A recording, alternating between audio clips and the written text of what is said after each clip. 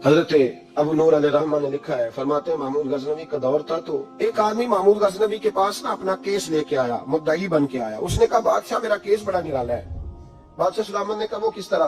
कहने लगा ये मेरे पास एक थैली है, मैं ना सफर पे जाने लगा तो ये थैली पूरी हीरों की भरी हुई। फलां इलाके के जो काजी साहब है ना, मैं जाती दफा मैं कहीं सफर पे जा रहा था तो मैं उनके पास छोड़ गया कि रास्ता लंबा है, कहीं कोई मुझसे छीन ना ले, हीरों की भरी हुई थी। कुछ दिनों के बाद मैं वापस आया हूँ, काजी साहब ने मुझे थैली वापस की है तो इसमें हीरों की बजाय खोटे सिक्के निकले।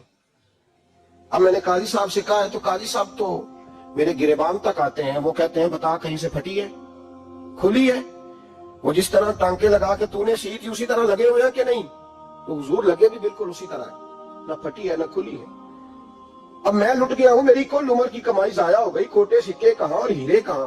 तो मेहरबानी करें और आप की बारगाह में अल्लाह रसूल के नाम पर हलफ देता हूं कि मैं हूं बिल्कुल सच्चा।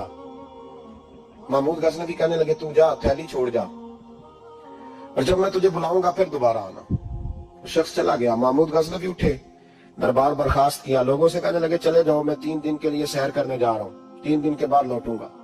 अकेले जब रह गए ना महमूद दरबार में, तो महबूब ने छुरी मंगाई। वो जिस तख्त पे बैठते थे वहां गद्दा बिछा हुआ था, ये गद्दा पड़े ना, वो गद्दा बिछा हुआ, तो महमूद ने छुरी के साथ उसको फाड़ डाला और छुरी जेब में रखी निकल गए। कहने लगे मेरे बाद को मेरे दरबार वाले इहाते में दाखिल ना हो। महमूद चले गए। अब वो सफाई करने वाला जब आया ना, उसने आके देखा तो गद्दा तो फटा हुआ है। उसने शोर डाल दिया, पहरेदार भी आ गए, फलां साहब भी आ गए, फलां साहब। उसने कहा वो खुदा के बंदो, उसका गद्दा फट गया है, वो तो मार डालेगा। उसने कहा था सिवाय सफाई और निगरानी वाले के दूसरा आए कोई ना, और यहाँ आया भी कोई नहीं, पहले दिन ही फटा हुआ है तो लटका देगा सबको, क्या करें? शोर हो गया, सारे दरबार के मुलाजिमीन इकट्ठे हो गए। एक बंदा बोला, कहने लगा फिक्र ना करो, मैं कैसे बंदे को जानता हूँ, इस तरह सिएगा कि जिसने फाड़ा होगा उसे भी पता नहीं चलेगा कहां से कटा था, ऐसा बेहतरीन रफू करेगा कि पता भी। उसने कहा यार हम सारे एक महीने की तनख्वाह देते हैं, तू बंदा बुला। वो बुला लिया उसको, उसका नाम मोहम्मद रफूगर था। वो आया, उसको गद्दा दिखाया, उसका यार इस तरह सीना पता ना चले। उसने कहा फिक्र ही ना करो, मैं बड़ा कारीगर हूँ। बड़े बड़े कारीगर लोग नहीं हमारे मुल्क में पाए जाते, कोई निशान छोड़ते हैं पीछे? बड़े कारीगर या पैसे होने चाहिए, बड़े बड़े कारीगर बंदे। आप यकीन करें ऐसा ऐसा फलसफा, ये उम्रा इबादत है ना, सरकार दो आलम सल्लल्लाहु अलैहि वसल्लम की बारगाह की हाजिरी बड़ी नेमत है ना। तो सऊदी गवर्नमेंट ने पाबंदी लगा दी, खैर उनकी भी ज्यादती है, इस तरह की पाबंदियां शरीयत इस्लामिया में जायज नहीं। अल्लाह के घर मुसलमान जब चाहे जा सकता है, लेकिन वो कहते हैं ये 2000 रियाल दे जिसने 2 साल बाद भी आना है। उन्होंने पाबंदी लगाई तो हमारे एजेंटों ने भी कई खास ट्रेनिंग हासिल की हुई है, पता नहीं कहां से सीख के आए, उन्होंने भी रास्ता निकाल लिया। एक साल से मैंने कहा कि जनाब वो 2000 रियाल लग गया तो क्या करना? कहना कोई मसला नहीं, पासपोर्ट बनवा लो, गुंजाइश है, यानी हर शय का हल है। और मैंने कहा यार अब उमरा करने जाते वक्त भी बंदा धोखा दे के जाए, अल्लाह के घर जाते वक्त भी इस तरह की हरकत करे, क्या हाल हो गया। हर चीज का लोगों ने हल निकाल लिया, हर चीज का लोगों ने स्टाइल बना ली। ऐसा न करें, ये दुरुस्त नहीं। अहमद रफूगर कहने लगा इस तरह सीऊंगा कि फाड़ने वाले को भी पता नहीं। उनका पैसे ले यार तू सी दे। उसने सी दी, अगले शाम ला के बिछा दिया गद्दा। तीसरे दिन बादशाह सलामत आए, आके पहली नजर गद्दे पे डाली। उसने बुलाया सब मुलाजिमीन को, कहा किसने सिया है? कहा जनाब क्या हुआ? कहा ये फटा हुआ था। किसने? कहा नहीं फटा ही नहीं। तो कहने लगे बोलो मत, मैं खुद फाड़ के गया था। तो बताओ सही सिया किसने है? कहा जनाब आप फाड़ के गए थे तो बताया क्यों नहीं? फरमाने लगे इसीलिए तो बताया नहीं था कि तुम खुद तहकीक कर लो, बुलाओ बताओ सिया किसने। तो बुला लिया, अहमद रफूगर आ गया। उसको जब बुला के सामने बादशाह खड़ा किया, कहा भाई तूने सिया है? कहने लगा हुजूर आपके सारे मुलाजिम इकट्ठे होके आए थे, मेरी गलती कोई नहीं। कहा नहीं यार तू बड़ा कारीगर है, मैंने अपने हाथ से फाड़ा था पर मुझे भी नहीं पता चल रहा कहां से फटा था। अच्छा ये बता ये थैली जो है ये भी तूने सी थी? उसने कहा जी आपके खादों का ही कारनामा है, वो फलाने इलाके के काजी साहब आए थे, इसमें से हीरे निकाल के तो खोटे सिक्के भरे थे, तो मुझे भी थोड़ा सा हिस्सा मिला था। महमूद ने सारे गवाह भी इकट्ठे कर लिए, सबूत भी इकट्ठे कर लिए। फिर काजी को बुलाया, पहले सारे सबूत और गवाह केस हल कर लिया। फिर हमारे यहाँ ये हाल होता है कि मुदई 2-3 हफ्ते के बाद खुद ही हाथ बांध जाता है, कहना तुसी मेरी जान छो, मुजरम फड़ो भावे ना फड़ो। वो कहता है मुझे माफी दो, मैं रहा। जुल्म है ना, जुल्म ज्यादती है कि जो बेचारा इतने सवाल मुजरम से नहीं होते जितने मुदई से होते। आप यकीन करें इतने सवालात होते, बेचारा हफ जाता है। ये तरीका दुरुस्त तो नहीं है कि लुट गया और दूसरा तरह तरह के सवालों के जवाब देता फिरे बेचारा।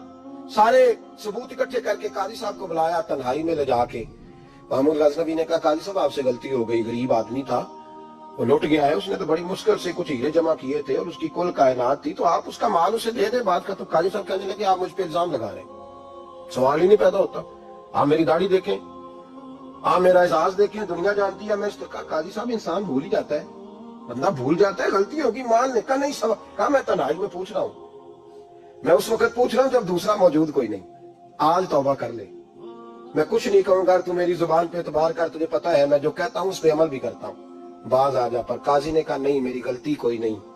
महमूद ने फिर भरे दरबार में बुला लिया, मजमा आम में, मोहलत के दिनों में जो तौबा कर ले वो बच जाते हैं, लेकिन लोग रुस्वानियों के दिनों में फिर वापस लौटते हैं अगला घर देख के, फिर हालात और तरह के हो चुके होते हैं। जब भरे दरबार में काजी को बुलाया, भाई तू मानता है कि नहीं? उसने कहा नहीं। तो कहा बुलाओ अहमद रफूगर को। जब अहमद रफूगर आया तो बूढ़े काजी की टांगे कांपने लगी, जुमले टूटने लगे, लफ्ज जमीन पर गिरने लगे, बात सही नहीं होती, जुबान लड़खड़ाने लगी। महमूद कहने लगे काजी मैंने तुझे कहा था वहां मान जा बात, अब भरे दरबार में बोल। तो जब काजी साहब की गर्दन खुद ब खुद झुक गई तो दुनिया समझ गई, कहा निकल जा मेरे दरबार से। महमूद बोले निकल जा, इतनी तुझे इज्जत दी, इतनी बड़ी तनख्वाह दी, काजी बनाया, ये थोड़ी सी रकम के लिए, थोड़ी सी रकम के लिए तो बददियानत हो गया, चल चला जा, निकल। काजी दरबार से निकला तो लोग लानते बरसाने लगे। कल जो दुकानें छोड़ के सलूट करने आते थे वो कहने लगे इसकी उम्र देखो, इसके काम देखो, देखो इसने क्या किया। घर गया, बच्चे जिनके लिए पाप कमाया था, जिन्होंने तू पाप कमाए हुन किथे नहीं हो तेरे घर दे, वो बच्चे कहने लगे अब्बा जी हम तो स्कूल मदरसा जाने के काबिल नहीं रहे, उम्मीद थी कि बीवी साथ देगी। वो कहने लगी मैं मेके कैसे जाऊंगी, गली की औरतें तरह तरह की बातें बनाती हैं। ओ भाई कामयाबियों के बड़े सरबराह होते हैं, कोई कामयाब हो जाए तो सारे कहते हैं मेरी सपोर्ट से हुआ है, नाकामियां हमेशा यतीम होती हैं, नाकामियों का कोई सरबराह नहीं होता। जब तक तो काजी था तो बड़े बात थी, हर बंदा कहता था रिश्तेदार है, और रुसवाई हो गई तो वो तेरी आंख हो या संगे मलामत की चुभन, कौन पहुंचा है मेरे दर्द की गहराई तक। दौरे शोहरत में तो यारों ने किया याद बहुत, साथ आया ना कोई कूचे रुसवाई तक। और मियां साहब कहने लगे सारी उम्र ही आटा गुद है, मैं लखा कीते नहीं पेड़े, अब वक्त आया ही ते मोहम्मद बख्शा कोई नहीं हो बैठा नेड़े। हालात ही बदल गए। काजी खामोशी से अंदर चला गया, अपनी रुसवाई समेट के बिस्तर पे लेटा, ना रोटी की भूख लगी, ना पानी की प्यास लगी, ना नींद आई, सारी रात तड़पता रहा। सवेरे घर वालों ने दरवाजा खोला तो रूह परवास कर गई थी, दुनिया छोड़ गया। हजरत अबू नूर अलैहिर्रहमा बोले, फरमाने लगे याद रखो कभी बददियानती ना करना, कभी। ये तो महमूद गजनवी की अदालत थी, कयामत में रब करीम की अदालत लगेगी। और फरमाया वहां तो गवाही देने वाला अहमद रफूगर था, कयामत में तो तुम्हारे अपने हाथ पैर गवाहियां देंगे, हमारा अपना वजूद गवाही देगा। और फरमाया यहाँ तो लानते दुनियादार बरसाते थे, वहां फरिश्ते होंगे। और काजी को तो मौत आ गई थी, कयामत में तो दोबारा मौत भी कोई नहीं आएगी, वहां तो रहना है और सहना है। बददियानती मुआशरे में इतनी बददियानती हर जगह, उस मुआशरे का भी कुछ बनेगा जहां दवाई भी खालस ना मिले, जहां दवाई में भी बददियानती हो।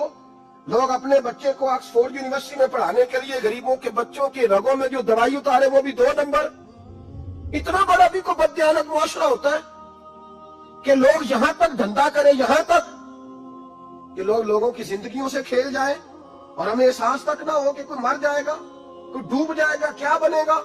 और जिसने वो नहीं रजिस्टर की दवाई की, उसने 2-4 लाख रुपया लिया और उसने ये नहीं सोचा कितने इंसान मेरी वजह से मरेंगे। कत्ल सिर्फ ये तो नहीं होता गोली मार के मार देना, लोगों की जिंदगियों से लोग खेल जाते हैं, लोग तबाही कर जाते हैं, लेकिन बददियानती से बाज नहीं आते। मेरे रसूल पाक अलैहिस्सलाम के गुलामों, नबी पाक सल्लल्लाहु अलैहि वसल्लम ने जरा सी बददियानतियों से, आबा का ये मिजाज था, इतनी सी भी कभी उनसे गलती होती तो तड़प